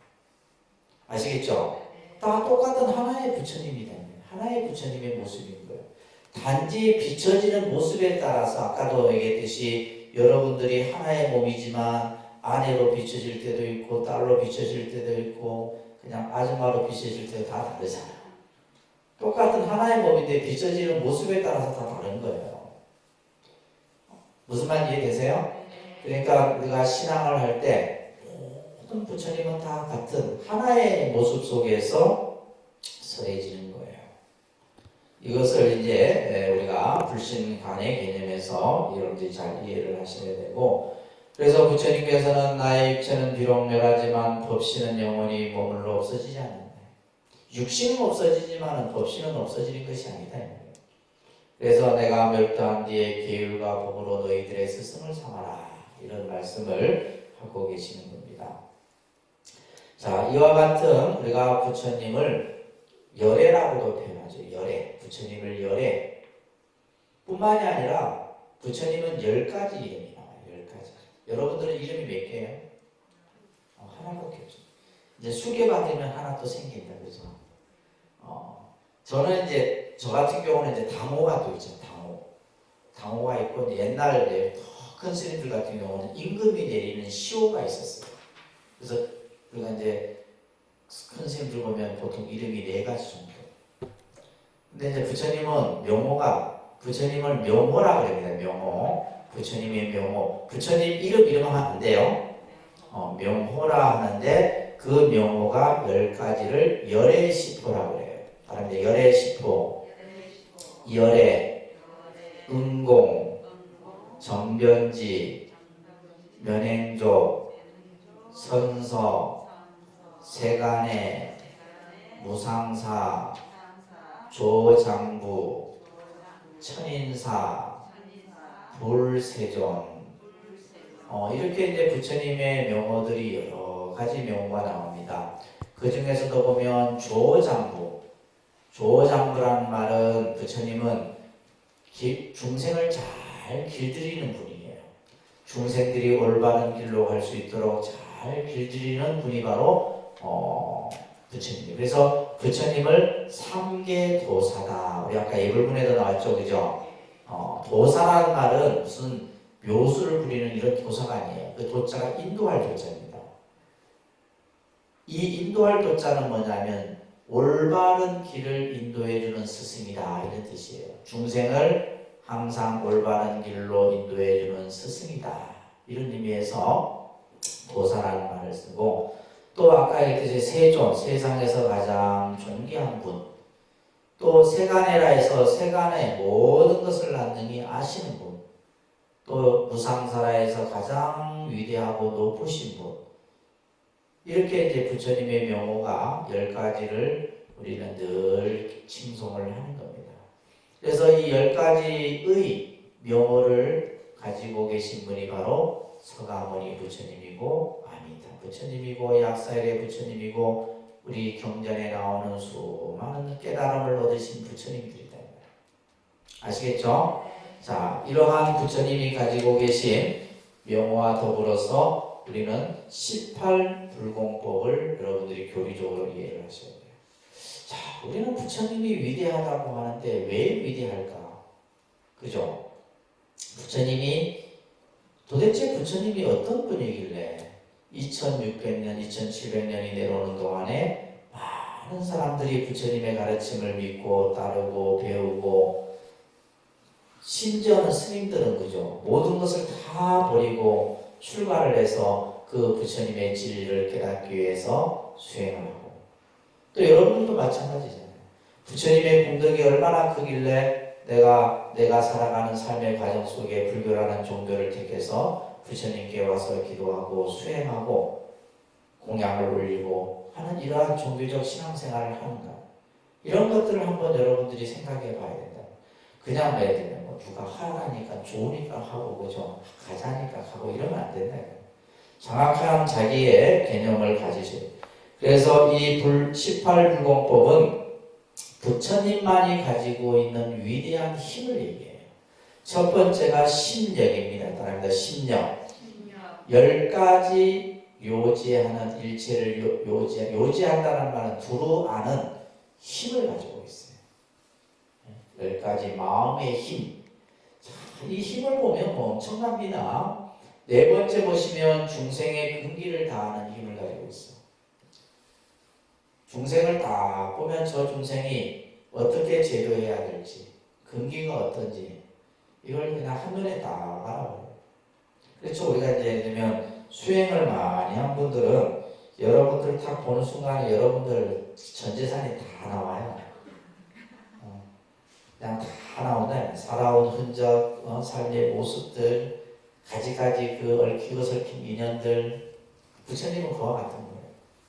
다 모든 것을 아시는 분이에요. 또한 7번째 보면 어떠한 수행에 의해서 여러분들이 어떻게 올바른 길을 가야 하는가를 알고 그죠? 또 여러분들의 과거에 대한 것도 미래에 대한 것도 전부 다 꿰뚫었어요. 그래서 이제 우리가 예를 들면 기독교인들이 아까 얘기했듯이 전지전능하다는 표현을 그냥 쓰는데 우리는 사실 부처님이라는 용어 하나 속에 다 들어있는 거예요. 이걸 우리는 뭐 그냥 일일이 뭐 이렇게 막 수식적으로 표현하는 것이 아니라 그냥 우리가 서가모니 부처님이라고 하는 이 속에 이러한 18불공법의 그러한 부처님의 힘이 그죠? 능력이 다 갖춰져 있다는 거예요. 부처님은 4가지 두려움이 없어.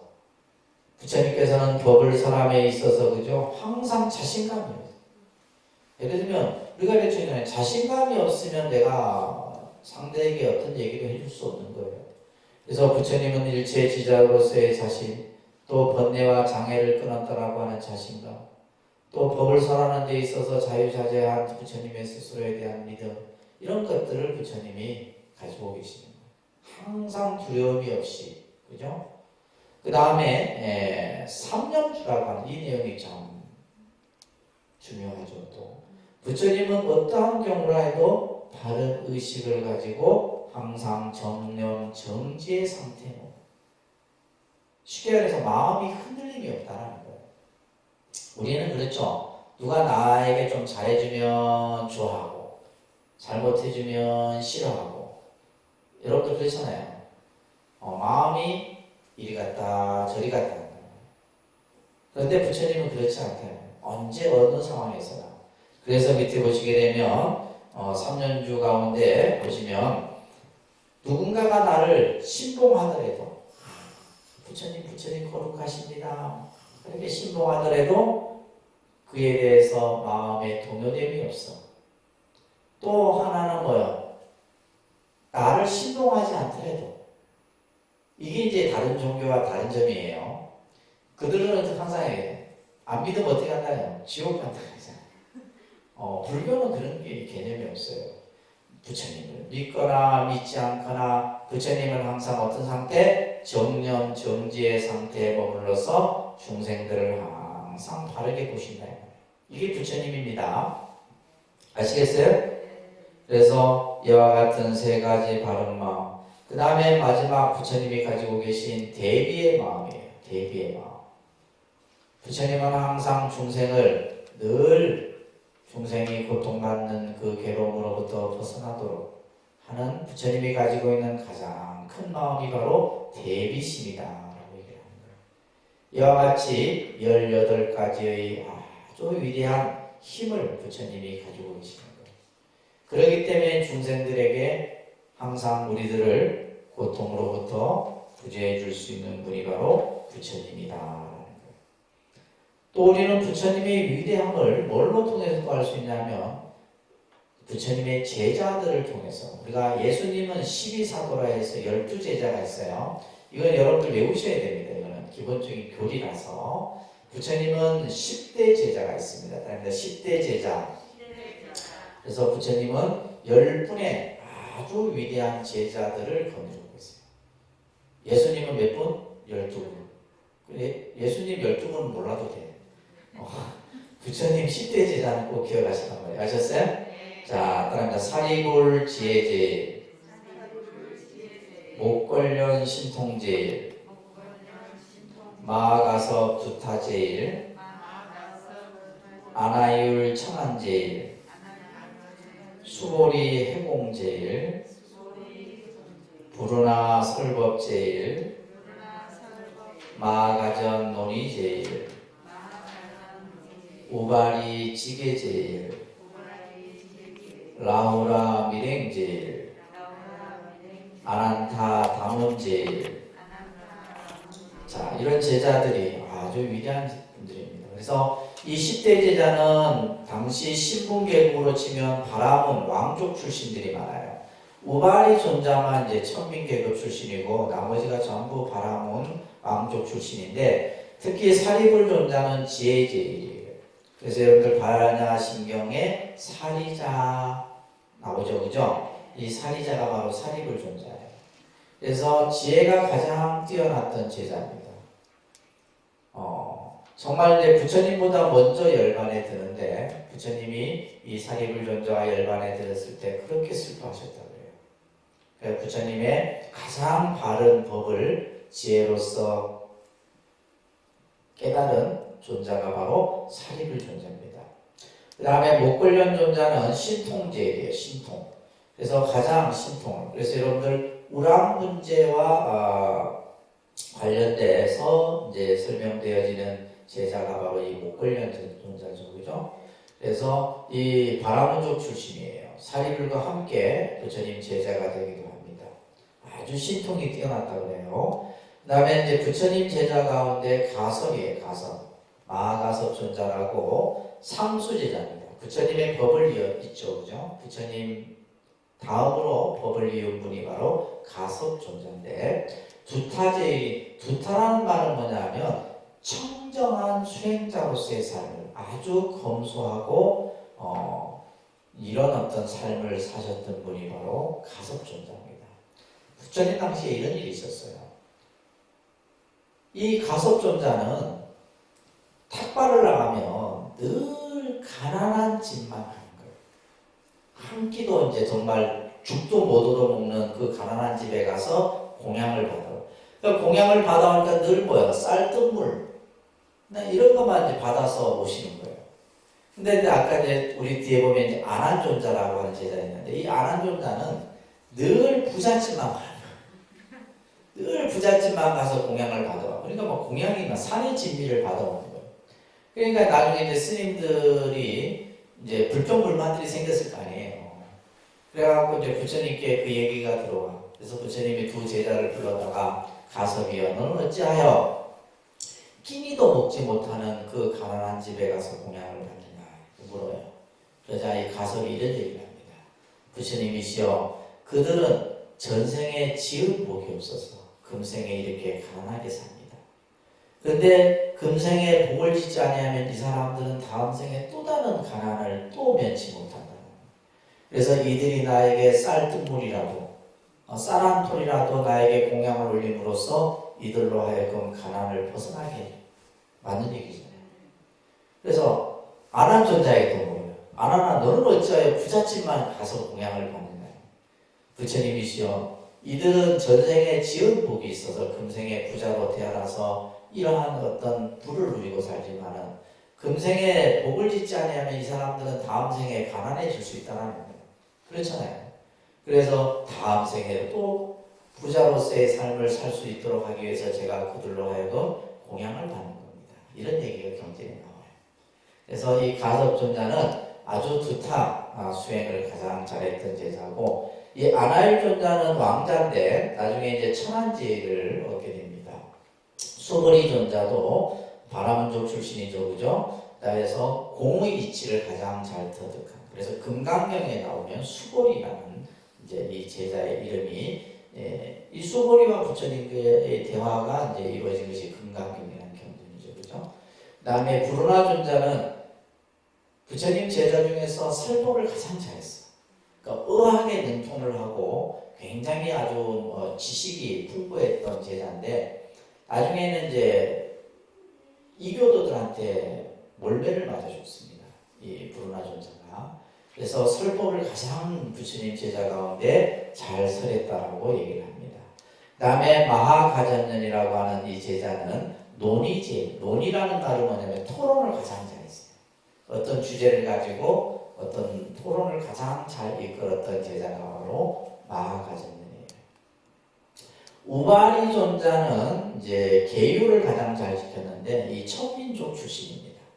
천민족 출신인데 이제 계율을 잘 지켜서 우바리존자가 지게제일이 되고, 그 다음에 부처님의 아들이죠, 그죠? 라오라는 밀행제일입니다. 밀행이라는 말은 뭐냐면 남모르게 선한 행위를 가장. 그래서 이 라오라는 처음에 출가에서는 부처님께 야단도 많이 받았어요. 왜냐하면 자기 아버지가 부처님이잖아요. 그러니까 대장이잖아요, 대장. 그러니까 막 대장 뺑기고 라오라가 못된 행동을 많이 합니다. 그래서 나중에는 꾸지람을 되게 많이 들어요. 그리고 나서는 깨닫죠. 깨닫고 나서는 그때부터는 뭐예요? 남모르게 밀행을, 선행을 가장 잘 베풀었던 제자 중에 하나가 바로 라오라입니다. 그리고 마지막 이제 10번째 부처님의 법을 가장 많이 들었던 제자가 아난이라고 하는 제자예요. 그래서 모든 경전은 이 아난 존자가 들어서 지금 우리가 이렇게 보고 하는 겁니다. 그래서 다문제일이라고 해요. 다문제일.